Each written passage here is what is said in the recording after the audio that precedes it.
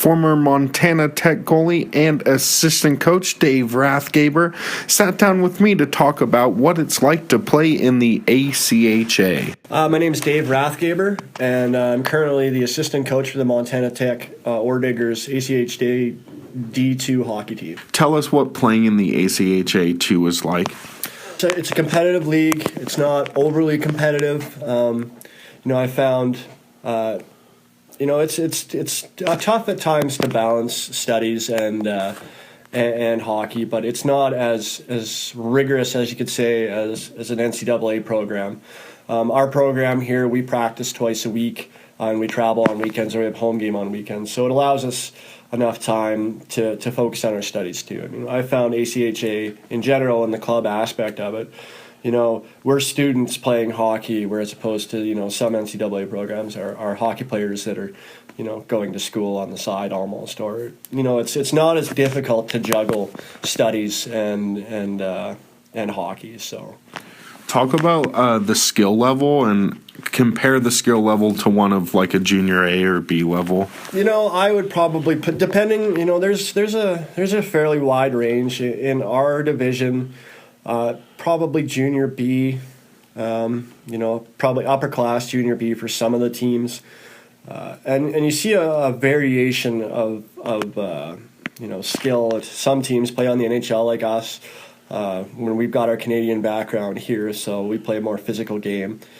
So I'd say junior B, we see in some of our, more successful years, we've had, junior A players come down and play with us and carry us quite a while. But there's some good talent. I mean, we played ASU, teams like them, they recruit pretty heavily. Weber State has had some successful teams. So, you play some pretty challenging teams. And at the same time, you'll find junior C quality teams too. So it's a pretty wide range between junior A and junior C, depending on who we play.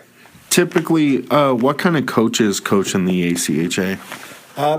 Again, it's just like the range of talent. You'll see programs that have full-time coaches with significant coaching background to teams like us, or previously teams like MSU, which are all student coached and run. So, I think moving forward, the ACHA has implemented those rules that they do require that level for. I think you're going to see some higher quality coaching and some more stringent programs come out of it. But for the most part, our team's been self-coached. We've had some players that have had quite a lot of hockey background, and so we've kind of run our practices on our own. But some programs have full dedicated coaching staff and training staff, so it's all over the map. Touch briefly on what the recruitment process is like with the ACHA. It's designed to be club hockey. So, the players that play can't have previous NCAA experience. If you've played college hockey prior, it takes away from your eligible playing time. You're allowed 10 semesters of play, so five academic years of school you're allowed to play. And I mean, if you played major junior back up in Canada, like the CHL or the OHL or QJMH, it takes away from your eligibility as well. But for the most part, we've had players from the state Trojans or Nate Ooks come down, junior B teams to the BCHL. We've had some top players.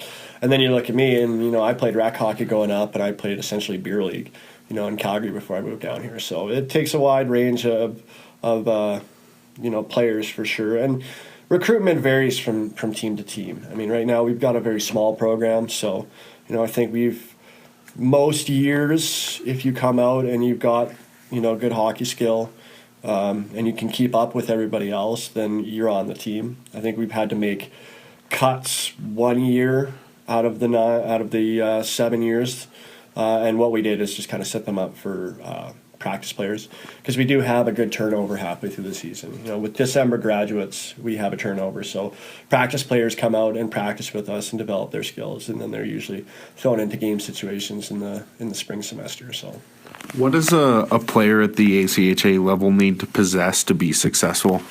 Time management, project management, eligibility with the ACHA is also dependent on grades.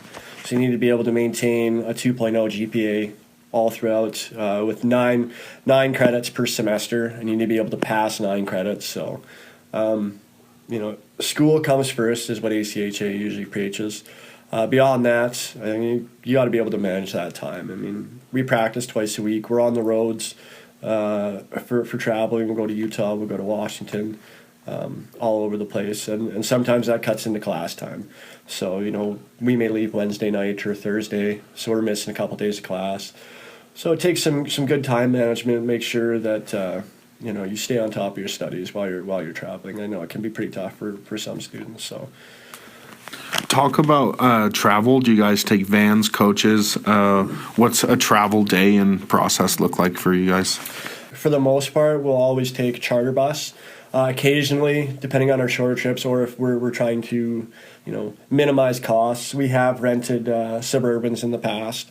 It's a little bit cheaper than taking a charter. If we go out to Bozeman and play MSU, it's an hour away. We'll rent a school bus. It's cheaper. Or we'll drive ourselves. For the most part, though, if we have an evening game in Utah or something like that, 6.5, 7 hours away, we'll usually leave first thing in the morning. So we come down to the rink, we load all the gear up onto the bus and drive down there. Get to the hotel, get checked in. Usually gives us a couple hours to get rid of our bus legs, grab some food, and then go to the rink.